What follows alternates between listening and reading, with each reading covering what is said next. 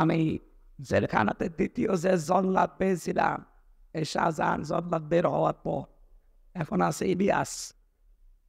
কেন্দ্রীয় জেলখানার যে লোকটা এখন ফাঁসিতে ঝোলায় মানুষকে, ওর নাম ইলিয়াস, চট্টগ্রামে বাড়ি। ওর কাছে একদিন বসে বসে শুনছিলাম কি হয়েছে। বলছে 17 বছর ছিলাম সৌদি আরবে, দেশে আসার পরে বিয়ে করেছি 11 বছর। বিয়ে করার পরে শুধু বর সাথে আর মা আর বোনের সাথে মিলবে, কিছু মিলেই খায়। এই বর আর বোন পাইলে শেষ পর্যন্ত ও সাতা মারার জন্য না একটা থাপ্পড় মেরেছি, মানে এমন একটা জায়গায় লেগেছে সব মিস। এখন আমার এই যে বলছে ফাঁসি ছিল, আমার 30 বছর সে একটা মানুষকে ফাঁসি দিলে আমি 4 মাস জেল থেকে মুক্তি পাই। সেই হিসাবে তো 20টা ফাঁসি দিতে পারি, আর 15-20 বছর জেল খাটতে পারে, তাহলে ঠিক বলেন যদি এখন 22 বছর জেল খাটা লাগে, আর ওদিকে 17 বছর ওর জীবনে আছে কি? অথচ খুব বড় কাজ করে জীবনটা শেষ করলো এই স্বামী স্ত্রীর দ্বন্দ্ব নিয়ে। সামান্য একটা দ্বন্দ্ব, ও মা বাবাকে বোনকে একটু খরচ দিয়ে দিত, ওই মেয়ে লোক সহ্য করতে পারত। সম্মানিত মা বলেন না, আপনি নেককার হতে পারবেন না শুধু নামাজ পড়ে রোজা করে আর কালো বোরকা পরে মনে করছে আমি তো আল্লাহর ওলি ফাতেমা হয়ে গেছি, হবে না। আল্লাহ মেয়েদেরকে এই 4টা গুণ অর্জন করার তৌফিক দিন। জান্নাতের 8টা দরজায় তাদের জন্য খোলা। নবীজি কিয়ামতে বলবে যা আছে জান্নাত দিয়ে পারিস এটা। আল্লাহ মেয়েদেরকে 4টা গুণ অর্জন করে নেককার স্ত্রী, পৃথিবীর শ্রেষ্ঠ সম্পদ মাল, এটা হওয়ার তৌফিক দিন।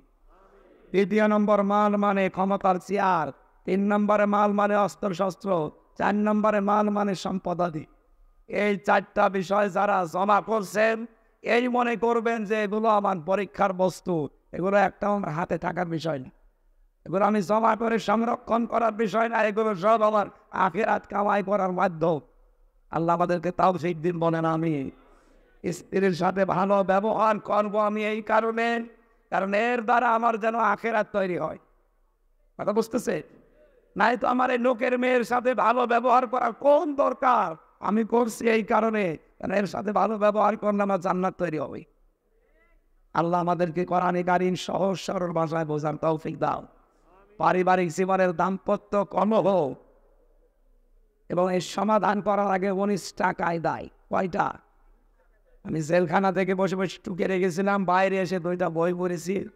স্বামী স্ত্রীর দাম্পত্য কলহ কিভাবে তৈরি হয়, মারামারি, গন্ডগোল, পরকীয়া প্রেম, আর এগুলো মেটাতে হয় কি কি দিয়ে। 19টা যে কাজ আছে, বইটা এখানে আছে কি জানি না, এই যেখানে বইগুলো আছে নিয়ে যাবেন। বিয়ে স্ত্রীকে, মেয়েকে, বিয়ে হয়নি মেয়েকে আগে পড়াবে, নিজের ফুফুকে, নিজের শাশিকে, দাদিকে, মাকে পড়তে বলবেন। মেয়েরা নিয়ে স্বামীকে পড়াবেন, পরকীয়া প্রেম থেকে মুক্ত হবে ইনশাআল্লাহ। কণ্ঠ এবং চোখের দিকে তাকিয়ে 11:30 বাজে আমি মাফ চেয়ে শেষ করছি, আজকে আর পারছি না। সারাদিন কোর্টের বারান্দায় খুব কষ্ট হয়েছি, সারাদিন আজকে কোর্টে। আগামীতে কোনো জায়গায় যদি আসি, শীতের সময় মাহফিল